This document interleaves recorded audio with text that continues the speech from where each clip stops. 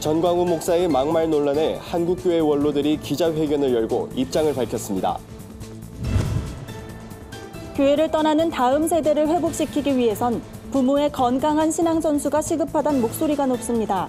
구체적인 실천 방안을 살펴봅니다. 감리교단 교회들이 연합해 영적 리더십 회복을 위한 컨퍼런스를 열었습니다.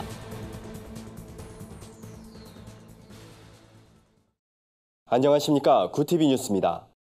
대통령 하야를 주장하는 전광훈 목사의 막말 파문이 확산하자 교계 원로들이 진화에 나섰습니다. 교계 원로들은 전광훈 목사가 교회를 수치의 대상으로 만들었다며 강하게 비판했습니다. 기자회견에 참석한 원로들은 전 목사의 주장이 기독교의 신앙이며 대표적인 형태인 양 오해를 불러일으키고 있다며 개인의 욕망에 교회를 끌어들이지 말라고 말했습니다. 특히 원로들은 전 목사의 정치적 선동에 날선 비판을 서슴지 않았습니다. 이들은 개인적인 이념이나 신념을 기독교 신앙과 뒤섞고 정치 집단화하는 것은 기독교의 복음을 훼손하는 반성경적인 일이라고 비난했습니다. 이날 원로들은 이번 사태에 대한 입장을 담은 성명서를 발표했습니다. 성명에 동의한 목회자는 18일 현재 31명으로 앞으로 더 늘어날 것으로 보입니다. 1990년대 중반 이후에 태어난 세대를 뜻하는 Z세대는 삶에 대한 생각과 가치관이 부모 세대와는 확연히 다릅니다. 특히 종교적 무관심이 갈수록 확산하고 있어 교회의 역할이 중요해지고 있는데요.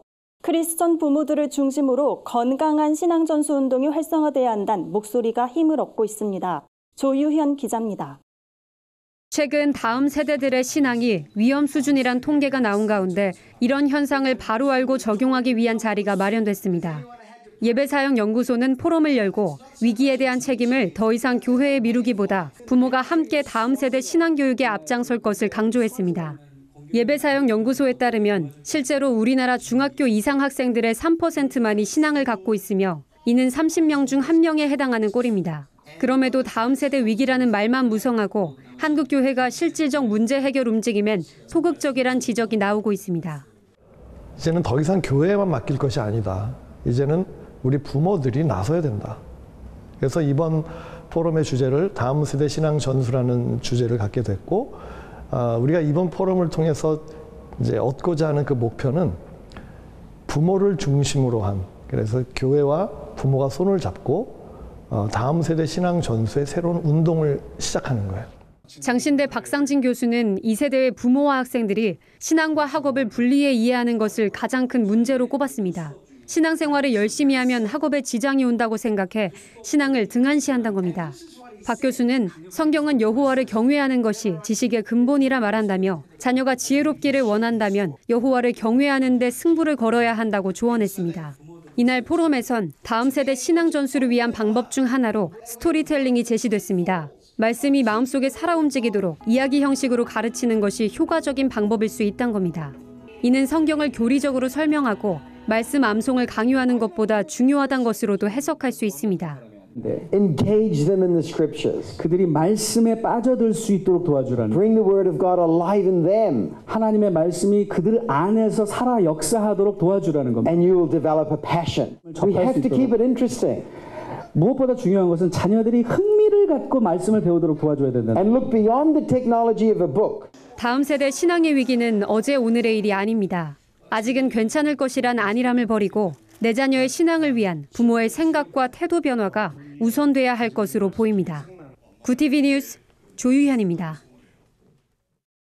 기독교 대한감리회 소속 목회자들이 영적 리더십 회복을 논의하는 컨퍼런스를 열었습니다.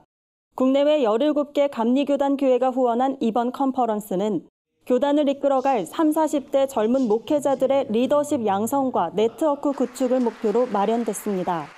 건강한 교회 만들기란 주제로 열린 웨슬리 펠로우 리더십 컨퍼런스는 250여 명의 젊은 목회자가 모여 회복과 교제의 시간을 가졌습니다.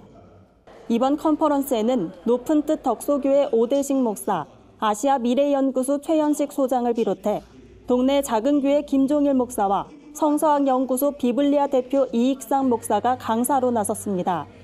웨슬리 펠로우 위원장 임용택 목사는 가르치는 일에 집중하면 배우는 일에 소홀할 수 있다며 서로를 통해 배우는 시간이 되길 바란다고 말했습니다. 이번 컨퍼런스 참가자 중 10명은 웨슬리 펠로우십 코스웍에 선정되고 3년간 훈련을 거쳐 미국 탐방 특전이 부여됩니다.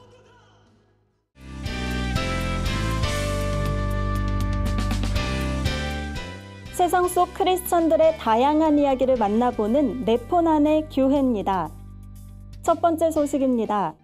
제16개 미랄 콘서트가 관객들에게 큰 호응을 얻었습니다. 음악으로 떠나는 세계 여행이란 주제로 진행된 이번 콘서트엔 1,500여 명의 관객이 참석해 콘서트를 즐겼는데요.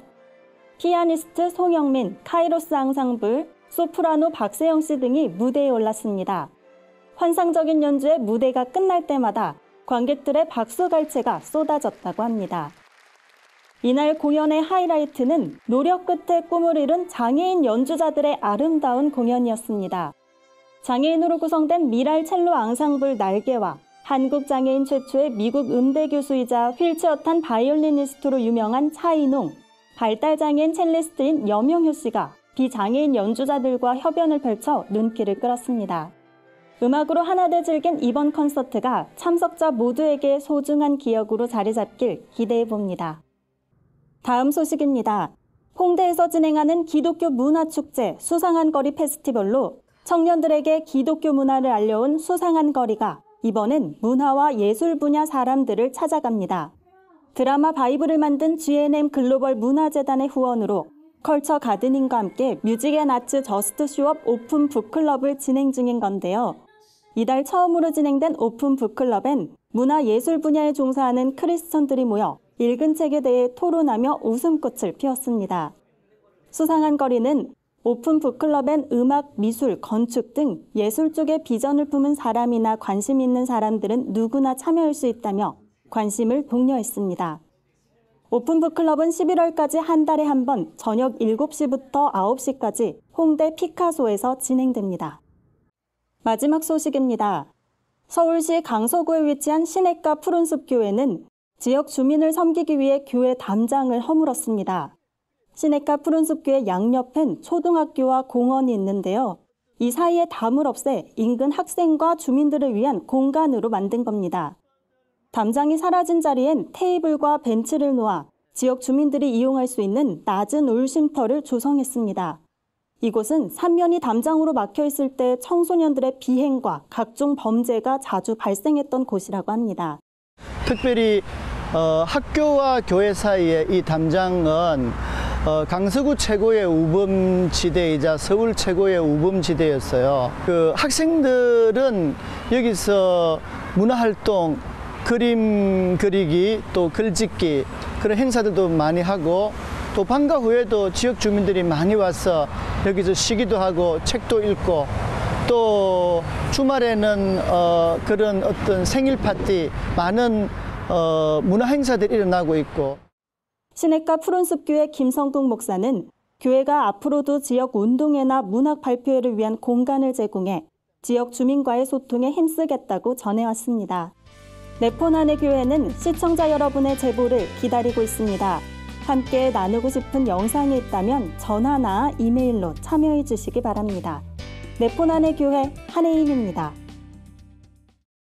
오늘의 사회 이슈를 김민주 기자가 종합해 드립니다.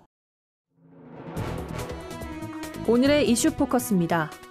바닥 겉면이 고무로 돼 있는 어린이 놀이터의 토양 먼지 속에 인체 유해 물질이 들어있다는 연구 결과가 나왔습니다.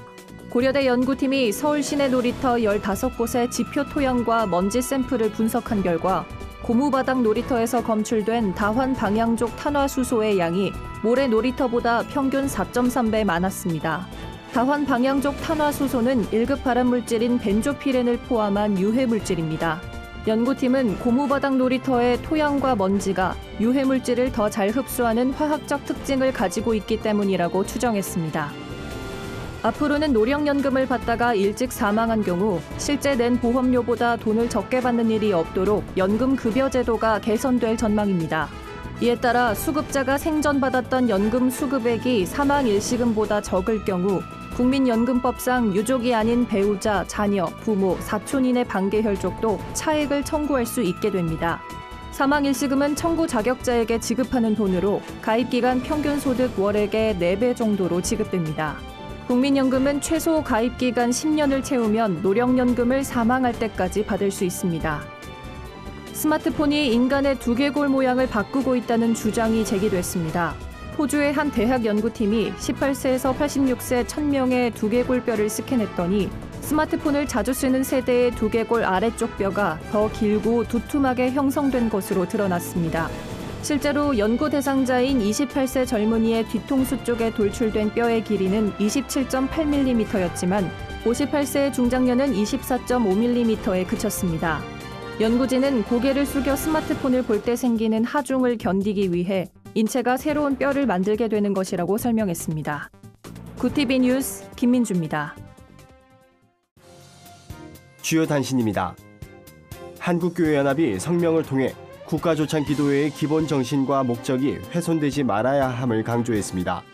앞서 열린 국가조창기도회에 문재인 대통령이 참석하지 않은 것을 두고 교계 일각에서 과도한 정치적 해석을 내놓는 등 논란이 불거진 데 따른 겁니다. 한 교연은 예배와 기도회의 주체는 하나님이지 사람이 아니라며 대통령이 참석하지 않았다고 해서 감정적으로 반응하는 것은 옳지 않다고 밝혔습니다. 한국대학생선교회가 오는 24일부터 5일간 강원도 평창 휘닉스파크에서 전국 대학생 여름 수련회를 개최합니다.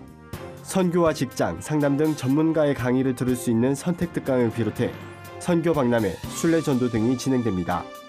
수련회에선 1만여 명의 CCC 회원이 모여 캠퍼스 복음화와 나라와 민족, 북한, 교회를 위해 기도할 예정입니다.